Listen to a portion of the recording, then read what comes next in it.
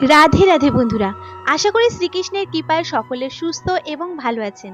আমার জীবন মুক্তি ধারা চ্যানেলে আপনাদের সকলকে স্বাগত জানিয়ে আরও একটি নতুন ভিডিও নিয়ে চলে এলাম আপনাদের সামনে। আজ আমার ভিডিওর বিষয়বস্তু হলো 2025 সালের রাধাষ্টমী কবে, ইংরাজি এবং বাংলার তারিখ সহ বিস্তারিত জানাবো আপনাদের। এছাড়াও জানাবো রাধাষ্টমী কখন শুরু হচ্ছে এবং কখন এর সমাপ্তি হচ্ছে, পুজো করার সঠিক সময় কোনটি, কিভাবে করবেন রাধাষ্টমী ব্রত, কিভাবে ভোগ নিবেদন করবেন এবং কেন পালন করা হয় রাধাষ্টমী। বন্ধুরা, কৃষ্ণ জন্মাষ্টমীর সম্পূর্ণ ফল লাভ করতে হলে রাধাষ্টমীর ব্রত কিন্তু অবশ্যই পালন করতে হবে। কারণ বন্ধুরা, রাধারানী হলে শ্রীকৃষ্ণের প্রাণাধিকা প্রিয় আর ভগবান শ্রীকৃষ্ণের সমস্ত শক্তির আধার। দাপর যুগ থেকে কলিযুগে এসেও রাধারানীর নাম সব সময় কৃষ্ণের আগেই নেওয়া হয়। এ থেকেই বোঝা যায় শ্রীকৃষ্ণের জীবনে রাধার গুরুত্ব ঠিক কতখানি। শ্রীকৃষ্ণ নিজেই বলেছেন, রাধা ছাড়া তিনি অর্থহীন। তাই কৃষ্ণকে সন্তুষ্ট করতে গেলে, কৃষ্ণকে ভালোবাসতে গেলে রাধাকেও কিন্তু ভালোবাসতে হবে সমানভাবে। তো বন্ধুরা, এই সকল তথ্য জানার জন্য আপনাদের কিন্তু স্কিপ না করে সম্পূর্ণ ভিডিওটি শেষ পর্যন্ত অবশ্যই দেখতে হবে। আর ভিডিওটি দেখে যদি ভালো লাগে তাহলে অবশ্যই লাইক করে দেবেন। আর যদি শ্রীকৃষ্ণ ও রাধার ভক্ত হয়ে থাকেন তাহলে অবশ্যই কমেন্টে লিখবেন রাধে রাধে, জয় শ্রীকৃষ্ণ। আপনাদের কাছে অনুরোধ রইল, ভিডিওটি দেখে ভালো লাগলে আমার চ্যানেলটি সাবস্ক্রাইব করে দেবেন এবং এই ধরনের নিত্য নতুন ভিডিওর আপডেট পাওয়ার জন্য পাশে থাকা বেল আইকনটি অবশ্যই প্রেস করবেন। জন্মাষ্টমীর সম্পূর্ণ ফল পাওয়ার জন্য রাধা অষ্টমী তিথিতে রাধারানীর পুজো করবেন। শ্রীকৃষ্ণের জন্মের 15 দিন পর শুক্লা অষ্টমী তিথিতে রাজা বৃষভানু গিয়েছিলেন যমুনা নদীতে স্নান করতে। সেই সময় তিনি দেখতে পান দূর থেকে একটি পদ্ম ভেসে আসছে। সেই পদ্মের উপর ছিলেন স্বয়ং রাধারানী। রাজা তাকে নিজের বাড়িতে নিয়ে এলেন। রাজার স্ত্রী কৃত্তিকার কোলে তুলে দিলেন সেই ছোট্ট রাধারানীকে। এই বিশেষ দিনটির রাধার জন্মদিন হিসেবে পালিত হয়। পঞ্জিকা অনুসারে 2025 অর্থাৎ এবছর অষ্টমী তিথি শুরু হচ্ছে ইংরেজি 30শে আগস্ট, বাংলা 13ই ভাদ্র শনিবার রাত 10:48 থেকে। অষ্টমী তিথি থাকবে 14ই ভাদ্র 31শে আগস্ট রবিবার রাত 12:58 পর্যন্ত। রাধারানীর ব্রত পালন করতে হবে 31শে আগস্ট, বাংলা 14ই ভাদ্র রবিবার। বন্ধুরা, এবার জেনে নিই এবছর রাধারানী ব্রত পূজা পালনের সবচেয়ে শুভ মুহূর্তটি কখন। এবছর রাধারানী ব্রত পালনের জন্য সবচেয়ে শুভ মুহূর্তটি হলো 31শে আগস্ট রবিবার সকাল 11:05 থেকে শুরু করে দুপুর 1:38 পর্যন্ত। শাস্ত্র অনুযায়ী রাধারানী দুপুর 12টায় জন্মগ্রহণ করেছিলেন, অর্থাৎ আপনাদের এই সময়টি পুজোর জন্য সবচেয়ে শ্রেষ্ঠ এবং শুভ সময়। বন্ধুরা, 30শে আগস্ট উপবাস না করলেও চলবে। যেহেতু 30শে আগস্ট রাতে অষ্টমী তিথি শুরু হচ্ছে, সেহেতু আপনারা পরদিন অর্থাৎ 31শে আগস্ট দুপুর 12টা পর্যন্ত উপবাস করলেই হবে।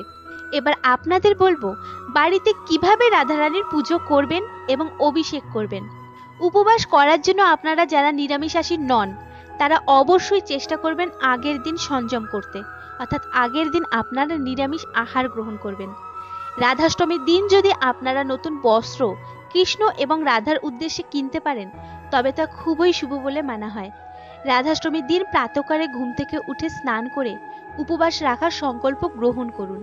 পুজোর জন্য লাগবে শ্রীকৃষ্ণ ও রাধারানীর যুগল বিগ্রহ অথবা চিত্রপট, আর লাগবে সুগন্ধি ফুল, স্নানের জন্য পঞ্চামৃত, আতপ চাল, নৈবেদ্য, 8 রকমের ফল, ভোগের সরঞ্জাম, নতুন বস্ত্র, তুলসী পাতা, সুগন্ধি ফুলের মালা, প্রদীপ, ধূপ ধুনো ইত্যাদি।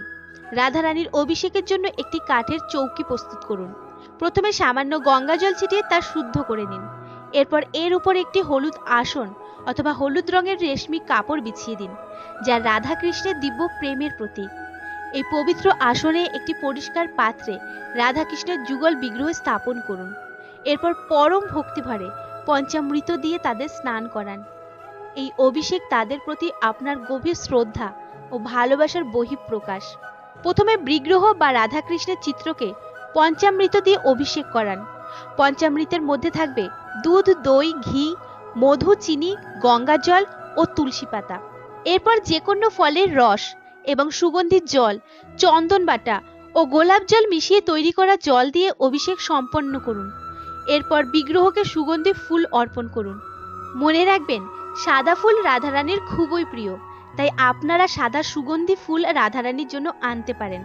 রাধারানীকে সুগন্ধি ফুলের মালাও দিতে পারেন, এতে রাধারানী খুবই খুশি হবেন। তারপর চৌকির ওপর বিগ্রহ বা চিত্রপট স্থাপন করে তার সামনে 8 ধরনের ফল ও মিষ্টি সহ ভোগের সামগ্রী সাজিয়ে দিন। তবে আপনাদের সাধ্যমতো ফল, নৈবেদ্য, মিষ্টি ভোগ আপনারা দিতেই পারেন। হাতে তুলসী পাতা ও হলুদ ফুল নিয়ে ওম নমো ভাগবতী বাসুদেবায় এবং ওম নমো রাধিকায় নমঃ মন্ত্র উচ্চারণ করে বিগ্রহের চরণে অর্পণ করুন। তারপর ধূপ প্রদীপ জ্বালিয়ে খুব যত্ন সহকারে রাধা ও কৃষ্ণকে ভোগ নিবেদন করবেন। এতে পদ্ম ধূপং দীপং নৈবেদ্য পানি জলং শ্রী রাধা কৃষ্ণ সমর্পয়ামি মন্ত্রটি পাঠ করে ভোগের সামগ্রীর উপর গঙ্গা জল ও ফুল অর্পণ করুন। যদি সম্ভব হয় রাধারানীর জন্য ছোটখাটো অলংকার এদিন আনতে পারেন। আপনার সাধ্যমতো কোনো ধাতুর তৈরি অলংকার দিতে হবে এমন কোনো কথা নেই। আপনারা ভালোবেসে অন্তরের ভক্তি দিয়ে রাধারানীকে যতটুকু দেবেন তিনি তাতেই খুশি হবেন। ভোগ নিবেদনের পরে সবশেষে হাতে কিছুটা ফুল নিয়ে নেবেন এবং এই মন্ত্রটি 3 বার উচ্চারণ করবেন। মন্ত্রটি হলো তপ্ত কাঞ্চন গৌরাঙ্গী রাধে বৃন্দাবনেশ্বরী বৃষভানী সুতে দেবী তং প্রণমামি হরিপ্রিয়ে। মন্ত্রটি উচ্চারণ সম্পূর্ণ করে হাতে নেওয়া ফুল রাধারানী এবং কৃষ্ণের চরণে অর্পণ করবেন। চলুন বন্ধুরা, এবার জেনে নেওয়া যাক রাধাষ্টমী ব্রতের পারণ মন্ত্র। রাধাষ্টমীর পারণ আরম্ভ মন্ত্রটি হলো সর্বায় সর্বেশ্বরায় সর্বপতয়ে সর্বসম্ভবায় গোবিন্দায় রাধা জি কো নমো নমঃ।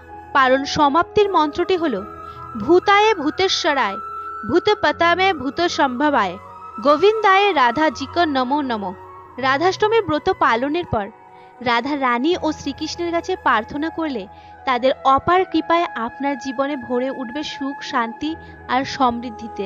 শাস্ত্রে বলা হয়েছে রাধাষ্টমী ব্রত পালনের ফল সহস্র একাদশী ব্রতের ফলের চেয়েও 100 গুণ বেশি। পুরাণে আরো বর্ণিত আছে, কোনো মহা পাপী ব্যক্তি যদি হেলায় বা অবহেলাতেও এই ব্রত পালন করে তবে তারও বৈকুণ্ঠ প্রাপ্তি হয়। শুধু ব্রত পালনই নয়, যে কেউ এই ব্রতের মাহাত্ম্য একবার মন দিয়ে শোনে সেও চিরকালের জন্য বৈকুণ্ঠ লোকে বাস করার সৌভাগ্য অর্জন করে। এই ব্রত আমাদের জীবনের সব দুঃখ, কষ্ট ও বাধা বিপত্তি দূর করে এক নতুন পথের সন্ধান দেয়। তাই যারা শ্রীকৃষ্ণের জন্মাষ্টমী পালন করছেন তাদের জন্য রাধাষ্টমীর দিন রাধারানীর পুজো করা এক পরম কর্তব্য। বন্ধুরা, আজকের মতো এখানেই বিদায় নিচ্ছি। আশা করি আজকের ভিডিওটি আপনাদের ভালো লেগেছে এবং নতুন কিছু শিখতে সাহায্য করেছে। যদি ভিডিওটি আপনাদের সামান্যতম উপকারে আসে তাহলে অবশ্যই একটি লাইক করে আমাকে সাপোর্ট করবেন এবং শেয়ার করে অন্যদের কাছে পৌঁছে দেবেন। আপনাদের মতামত আমার কাছে খুবই গুরুত্বপূর্ণ, তাই কমেন্টে অবশ্যই জানাবেন।